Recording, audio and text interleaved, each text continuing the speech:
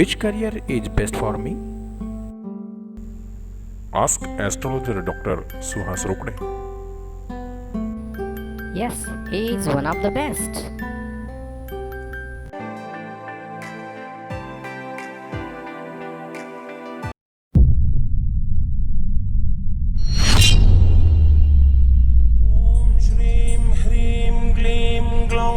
गं गणपतये वरवरद सर्वजनं मे वशमानय स्वाहा।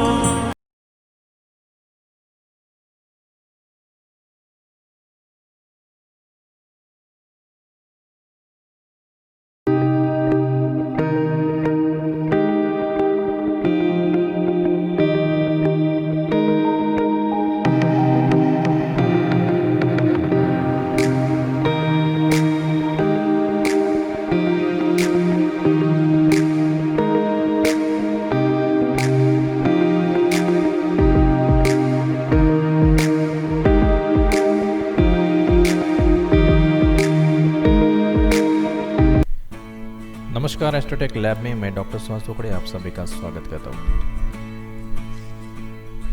हम सभी जानते हैं कि प्रकृति क्रियाशील है और प्रत्येक क्रिया परिणाम स्वरूप हमें मिलती है।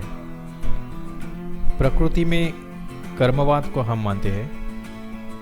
हमारे मन में अनेक बार प्रश्न उठता है कि जब हमारे जीवन का सुख दुख निश्चित है तो हम कोई प्रयोग या अनुष्ठान या कोई उपासना या कोई ज्योतिष्य उपाय क्यों करते हैं। इस प्रकार की मान्यता भाग्यवादी और किसी सत्ता को चाहे वह भाग्य है या भगवान है इस रूप में मान बैठते हैं। उससे हमारा वर्तमान भी अर्थहीन बन जाता है, हमारी स्वतंत्रता का कोई अस्तित्व भी नहीं रहता है।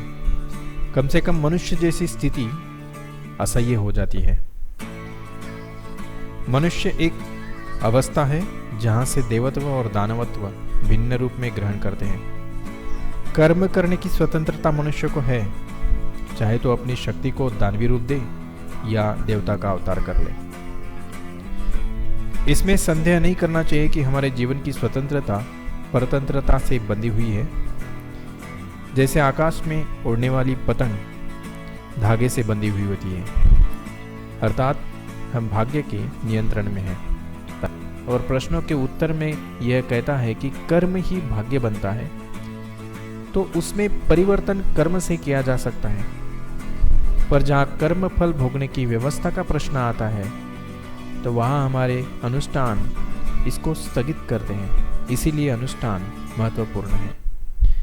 एक रेखा के समांतर बड़ी रेखा खींचते हैं, इसी तरह यह कार्य होता है। स्थगित फल का भोग्य कब होगा यह हम नहीं जानते, क्योंकि प्रकृति अपना क्रम दोहराती रहती है। जीवन में कुछ बातों और घटनाओं का संयोगवश होना प्रकृति का नियम है, लेकिन आप अगर इस इंतजार में रहेंगे कि सब कुछ किस्मत से अपने आप को मिल जाएगा तो शायद आप सारी जिंदगी इंतजार करते ही रह जाएंगे, क्योंकि संयोग हमेशा नहीं होते हैं।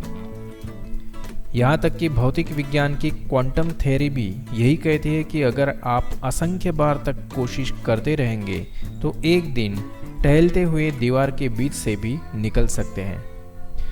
जब तक आप किसी संयोग का इंतजार करते रहेंगे आप परेशानी में रहेंगे, लेकिन जब आप पक्के इरादे के साथ अपनी क्षमताओं का इस्तेमाल करते हैं तो मंजिल की तरफ आप बढ़ने लगते हैं। तब यह बात मायने नहीं रखती कि क्या हुआ और क्या नहीं हुआ। आपके साथ जो भी होगा कम से कम वह आपके हाथ में होगा और जीवन सुकून भरा होगा। मित्रों, आशा करता हूँ कि यह चिंतन आपके जीवन में कुछ बदलाव अवश्य लाएगा।